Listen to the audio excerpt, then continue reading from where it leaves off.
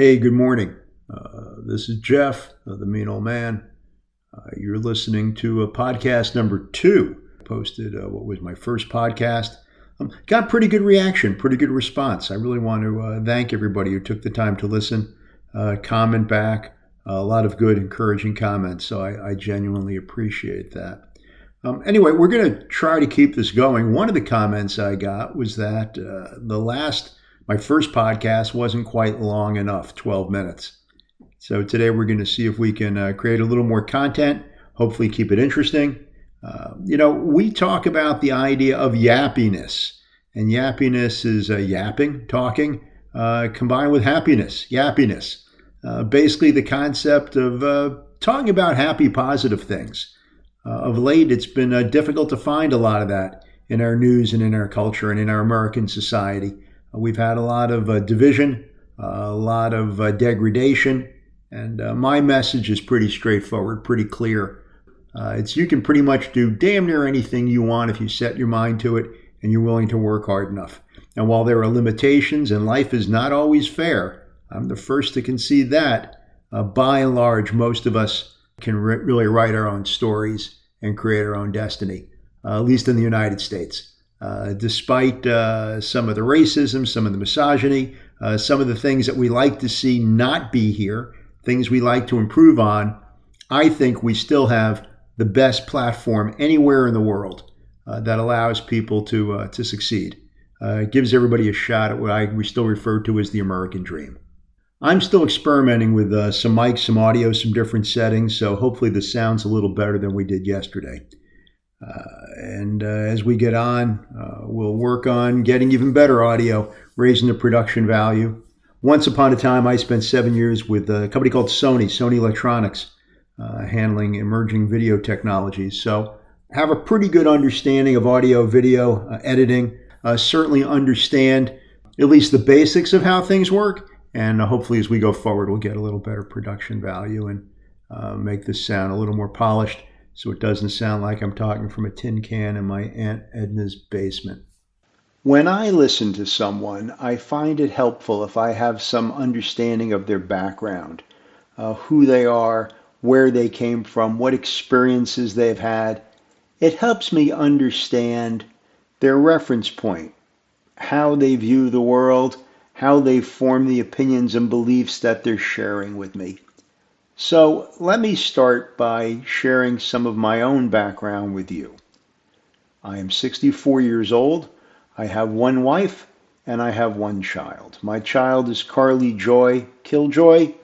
She is fairly successful on various social media platforms. And in case you didn't know it, I am her biggest fan. I think she's absolutely amazing. I love her more than she will ever understand, and I just think she can do anything she wants to do. As I mentioned, I have one wife. She is Mrs. Mean Old Man. She puts up with me. She's 60 years old. We've been together over 31 years, and every day I wake up and I am truly amazed that she's still with me. I am the luckiest guy alive as far as I'm concerned. I have lived throughout the United States, New York, New Jersey, Florida, Texas, Arizona, California. Pretty much lived and worked everywhere in the U.S., traveled extensively throughout Europe, some in the Middle East, some in Asia. So I think I have a pretty good understanding of at least U.S. culture from various different perspectives, although I'm the first to concede that at 64, I don't exactly have my finger on the pulse of contemporary logic and thinking. Clearly that was evident in this last election. I was very surprised that it was as close as it was. And we'll get into some of that. I'm going to try to stay away from politics. Those of you who have heard me on Snap pretty much know where I stand on things. But I did want to bring out a couple things that I think are really worth discussing and worth sharing today. Those of you that follow me on Snap have probably heard me talk about the concept of mudita, M-U-D-I-T-A. It's a word from Sanskrit, from Pali, it really doesn't have a counterpart or an equal in English. The best way I think to describe it is the joy someone gets from the happiness of others. And it's not vicarious joy, it's different. Um, I think maybe one of the best illustrations of mudita would be a parent who gets genuine happiness seeing the happiness in their child. I don't know how else really to give you an explanation, but that's probably to me, the best embodiment of what mudita is. And it's not empathy either. Some people tend to try to define it as being empathetic. Empathetic simply means that you can understand how other people feel. But mudita is the idea that when other people are happy, you are happy. And I think it's kind of like communal happiness. It's a really important concept. And I think it's one now that, based on where our American society is, probably needs to be discussed and explored more. There is a similar concept in Judaism called simcha, Simcha. And it's a Hebrew word and it stands for joy, but the concept behind it is that it's not just your joy, it's family joy, it's community joy. It's not just personal pleasure, but it's the joy that you get alongside others and contributing to the happiness of your overall community. And I think that's extremely important to point out. This isn't a narcissistic type of thing.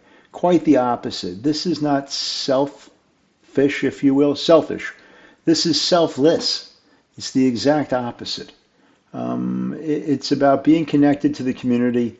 And it's not just about the joy, but it also ties into generosity and kindness and giving of yourself, whether it's your time or other resources, so that other people can be happy.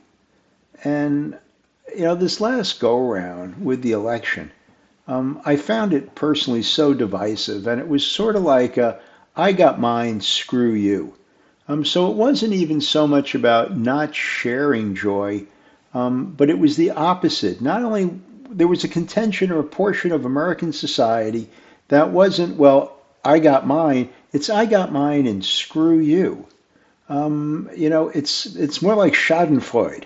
The Germans have a concept, psychologists call it a German word Schadenfreude, which is basically where one person is happier by the failure or harm or misery of another person. So it's not enough just that one individual should be elevated. It's that their elevation is at the expense or is the result of someone else's misery. And I really started to sense that in the dialogue that we were having in the United States running up to this last election. It wasn't, hey, let's all get better together. It's screw them. We're going to get better and we don't care what happens to them. And I think that's unfortunate. Some people may say that's a naive viewpoint on my part, that, we can't all win. I don't believe that. I think we can all win. I think we can lift the people up around us. And I think that if in fact we are good leaders and good people and good members of the community, we have an obligation to do that. I think that's critically important. It's not just about what I got for me or what I got for my family.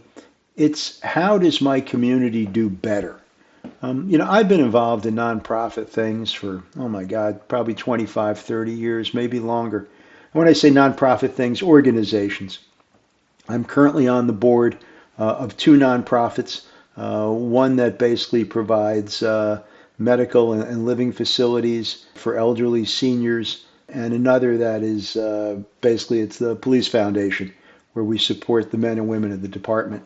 And it's not just about the cops. It's about community policing. It's about youth programs. There's a lot of pieces that are tied to that. But I've always felt if I was successful, one of the ways that my success would be measured was in how I could help other people, how I could make them successful, whether that was in mentoring in business or personally, or just taking the time to talk to people.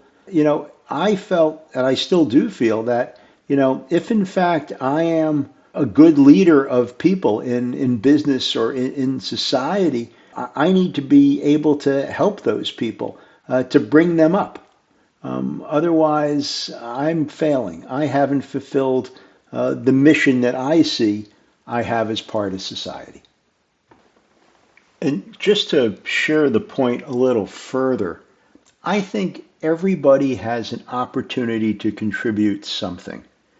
I don't care if you're handing out sandwiches or, going to the homeless shelter, or, if you have special skills, special talents, and you can donate those that time, or just even write a check. And it doesn't have to be a big check. It could be a small check. Tens and twenties add up.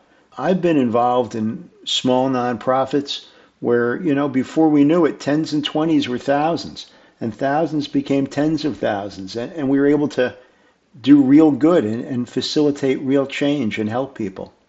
So never think that your contribution is too small, whether it's your time, whether it's a few dollars, whatever it is.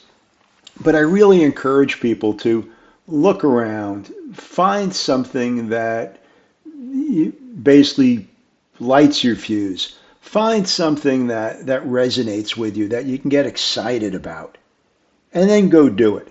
Get involved. It doesn't take a lot to change someone's life. And I know that sounds very idealistic, but I've seen it time and again.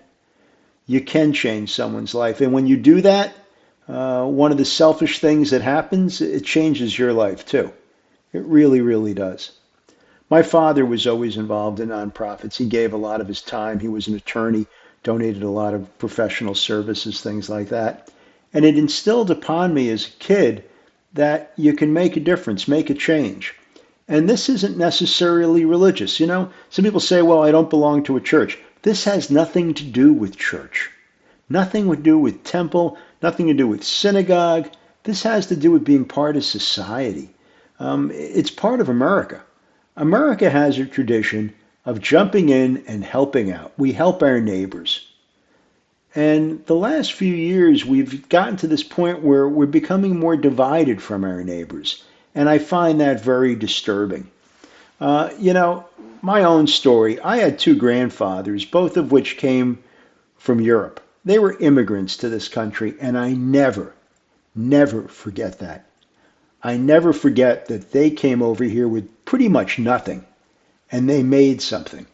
And, we talk about the American dream, having a shot, having the opportunity to become whatever you want to become. And yeah, sure, there are limitations, and it's harder for some than it is others. And some of us are born into a certain point of privilege. I get all that. But I also get that you can have basically nothing. And if you work hard and you really give it your best shot, you have a better chance in this country than, as far as I'm concerned, virtually any other country in the world to change your path and to fulfill your dreams. When Carly was younger, I'd go into her room to talk about something serious. And when I was done, I'd walk out. And then I'd think about it a little more, and I'd always stick my head back in and go, and another thing. And I know that probably annoyed the heck out of her. But so I'm going to do it here now. And another thing. When we talk about donating time, you don't have to set out to change the world. Let's understand that. You may simply decide you're going to help at a shelter that has homeless animals. And you know what? If that's what makes you feel good, then that's the right thing to do.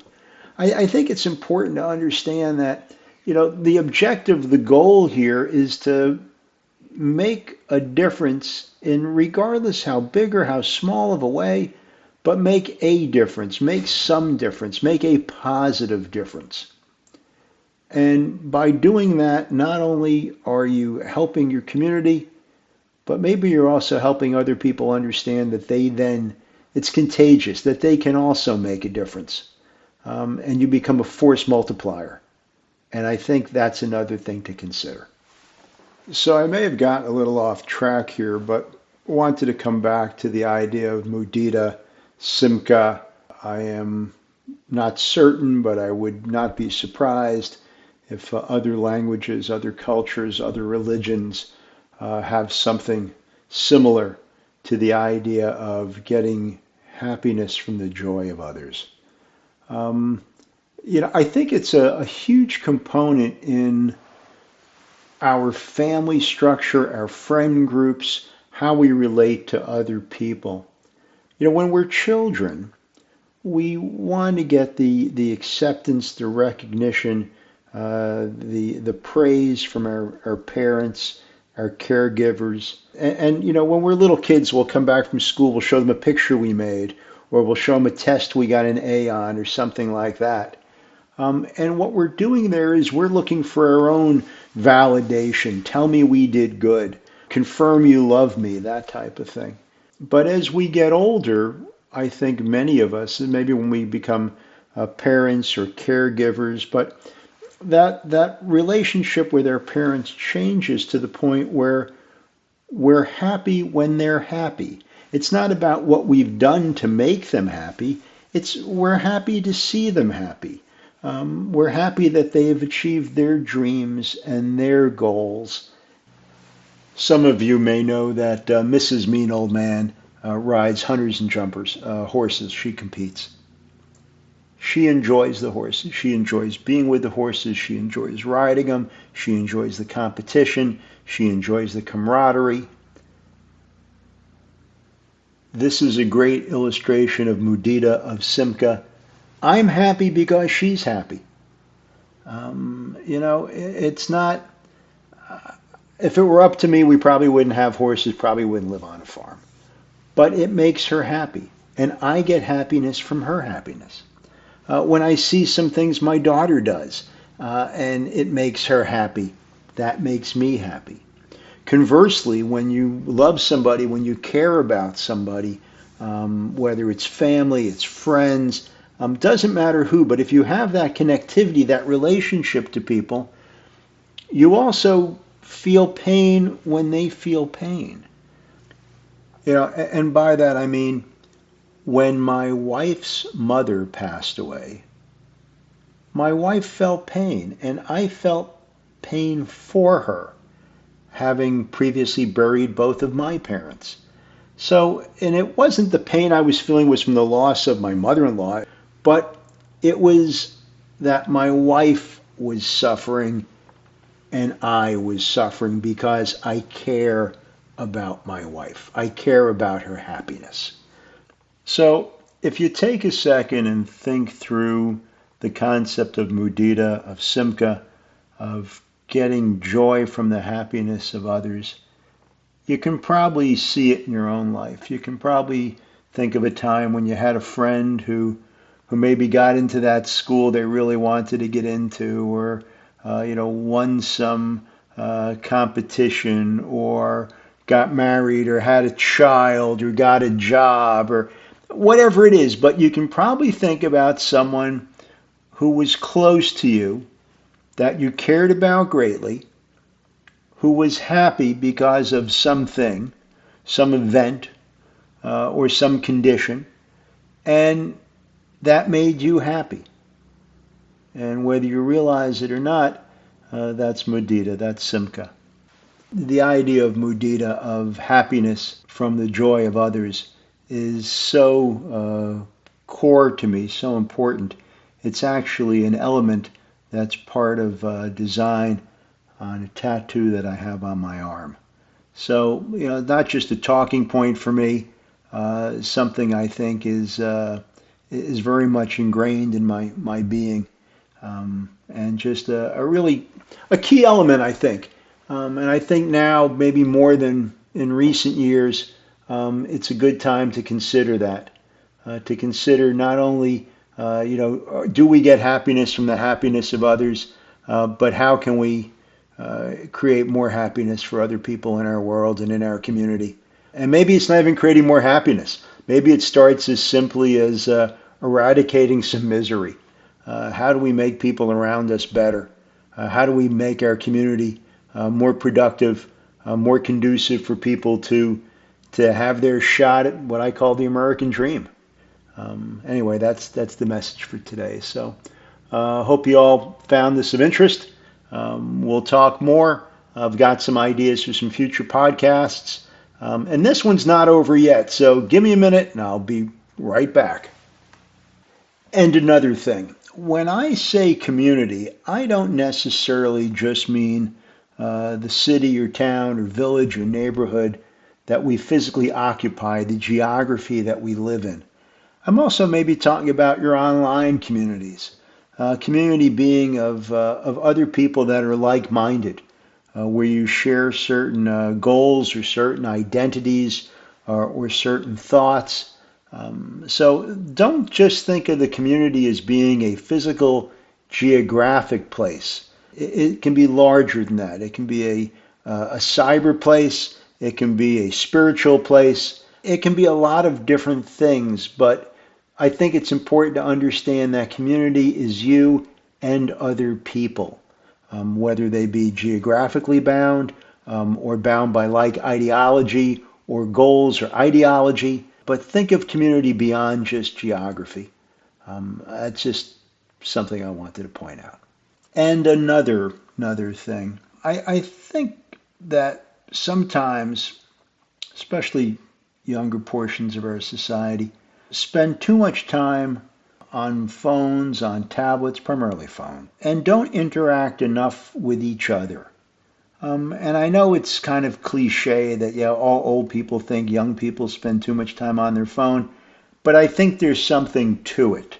And I get it. I mean, I've myself have, sat down on the couch, and before I know it, 90 minutes have gone by, and I know 57 different ways to bake a cookie or make a balloon explode on someone's head and put white paint on them or some other silly thing. But I recognize that it can be a time sponge. But beyond that, and I know this is somewhat oxymoronic since I'm probably talking to you right now or you're hearing me through your phone, but I think it's important to engage with each other. My daughter would say to me that, well, when she's with friends her age, she engages with each other. It's only when she was being bored by old people like me that she would go to her phone.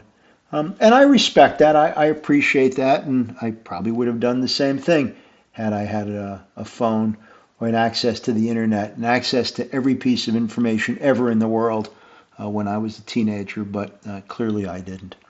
Anyway, so just for what it's worth, my last 2 cents, especially around the holidays, spend time with each other. Don't waste time. While it's the holiday, Thanksgiving, and you're with people you haven't seen, really go out of your way to make it a point to be in the moment, be with them, enjoy them, get irritated by them. That's okay too. That's part of that whole interaction thing. And sometimes, unlike a phone where you can just put down when you get annoyed, when you're stuck in the den with Uncle Ned and he starts teeing off about this or that, you can't just get away. You can't just fold up your phone. And there's some value to that, some value to refining those interpersonal skill sets that I think many times are overlooked. So anyway, hope everybody has just a super holiday. Travel safe, everything in moderation, Uber after drinking. All those mean old man dad advice types things. So anyway, thanks again for giving me some time, letting me into your world, into your brain for a few minutes, and look forward to doing this more.